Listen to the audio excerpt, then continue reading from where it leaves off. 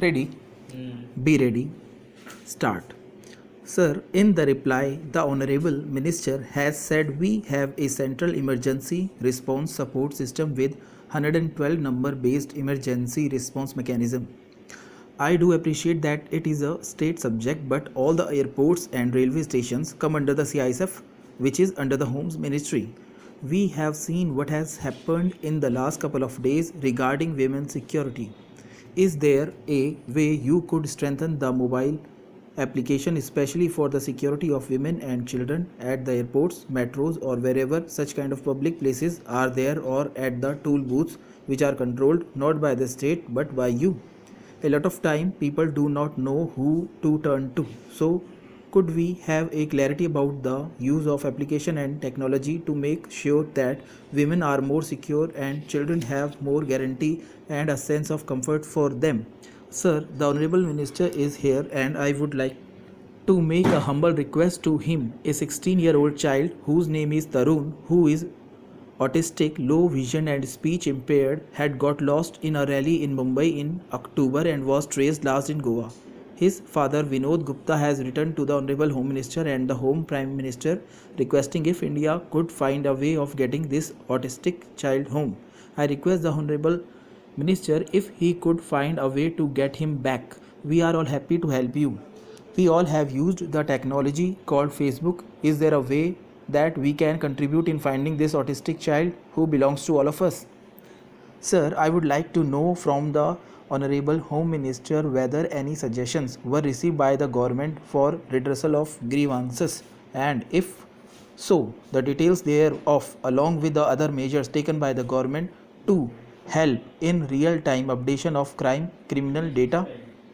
Respected Speaker, sir, through you I would like to know from the Honorable Minister whether the government is planning to make any website or mobile app for the people of Andaman and Nicobar Islands and for the security forces so that they can get some help at the time of crisis. As you all know, Andaman and Nicobar Islands are in a very strategic location. It has many serious issues. First of all, it is a remote place. There takes place poaching of marine and forest resources. Arms smuggling also takes place. Drug smuggling also happens. There happens illegal migration as well. In addition, there is threat from nature in the form of tsunami, earthquake and floods due to heavy rains.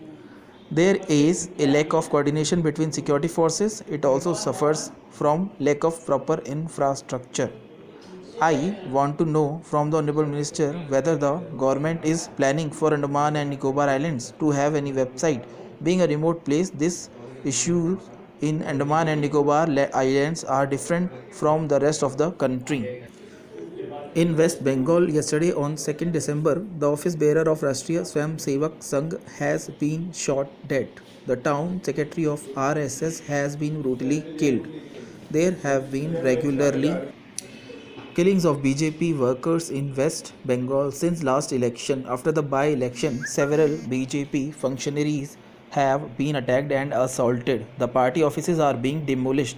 Do not the BJP supporters have a right to live peacefully? We want an answer from the state government of Bengal.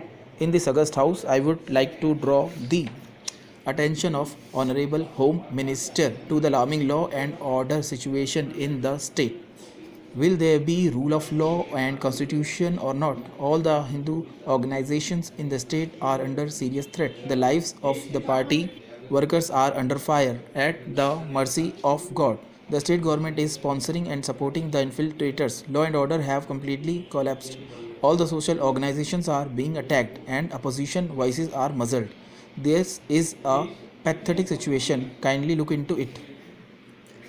Honorable Mr. Speaker, sir, Kashmir has witnessed ultimately heavy snowfall in the first week of November, and at the same places, the snowfall had went to 1 meter. The untimely snowfall has resulted in colossal loss to the horticulture sector, which has suffered at least a loss of rupees 1 lakh crore. I would like to ask this from the government. Is there any plan to declare this unprecedented snowfall as an extremely severe calamity so that the horticulture sector becomes entitled to get relief under the National Disaster Relief Fund. Is any central team or experts proposed to be deputed to the state? An assessment on the spot is made of the loss suffered by the horticultures and steps are taken for compensating those affected by the loss. Sir, I would like to draw the attention of the August House through you regarding the regional center of the National Institute for Empowerment of Persons with Intellectual Disabilities at Kasargod. Today, 3rd December, is observed as the World Day for the Persons with Disabilities for promoting the inclusion of the persons with disabilities in the development process. On this solemn occasion, I would like to raise a serious issue of the persons with disabilities in my constituency of Kasargod. The National Institute for the Empowerment of Persons and Intellectual Disabilities, formerly known as National Institute for the Mentally Handicapped, established in the year 1984 at Mano Vikas Nagar, Secunderabad, is an autonomous body under the administrative control of the Department of Empowerment of Persons with Disabilities, Ministry of Social Justice and Empowerment, Government of India.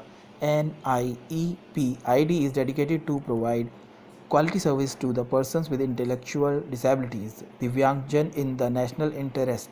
NIEPID has 3 regional centers located at Noida, New Delhi, Kolkata and Mumbai. The institute endeavors to excel in building capacities to empower persons with intellectual disabilities, Divyangjan. In my constituency, Kasargod, there is a large number of persons with intellectual disabilities, mainly due to the negative impact of indolsulfan pesticides. As per a survey conducted by the Akara Foundation, an NGO in 5 local self-government institutional areas in Kasargod, namely Peria, Kuttikal, Mogra, Puttur and Chingalaf Gram Panchayats as Kasargod and Kasargod municipality. There are 197 people suffering from mental retardation, 27 persons are suffering from cerebral palsy and 4 persons are suffering from autism. Sir, I would request the government to take steps to set up a regional center for the National Institute for the Empowerment of Persons with Intellectual Disabilities at Kasargod. It would be a great solace for those people in my constituency who are suffering from intellectual disabilities. Sir, the hostel facilities for students belonging to the scheduled caste and the scheduled tribes are appealing. In many parts of the country, the situation is very bad. In Tamil Nadu, there are 1,675 hostels and around 1,20,000 students are staying in those hostels. All the hostel facilities provided to the students are very meager. Even the basic facilities are so bad. So, where will the students get library, quality water, sanitation, and safety? It is practically non-existent in these hostels. Girl students are the ones who are worst affected by this. In a recent survey in newspaper, they had said that in Perambur in Tamil Nadu, around 55 students were staying in a 2-room rented accommodation with just 2 toilets. The students complained that they cannot even stretch their legs at night and they are not able to get ready to go to their schools every day. Only around rupees 900 per month is given to a school student and rupees 1000 per month to a college student for their food. How can we have a good nutritious meal in this meager amount? I request the government to allocate more funds to maintain these hostels throughout the country. Sir, I would like to share and point out here a serious and very important topic. I think this matter will be solved with immediate effect because this is such an important issue. Sir, Shri Chitra Trinul Hospital is one of the pride landmarks of central government institutions in Kerala, but Hospital Authority has issued recently an order issuing the criteria to get free treatment under BPL category. They said that they implement this according to the guidelines of CAG, but I think these guidelines are not practical and suitable to find out BPL category in the state of Kerala. Such impractical conditions deny the treatment to a major section of the poor. Shri Chitra Trinul Institute for Medical Sciences is the hope of people belonging to BPL and low income groups in Kerala. People from different parts of Kerala depend upon the institute for the treatment of heart and neurological problems, with advanced facilities and of national level being available here. But with this rescheduling of guidelines, the poor are bothered about their treatment. I would request the government to interfere in this matter immediately and clarify the guidelines to give free treatment to the poor and restore the goodwill of this institution. Stop.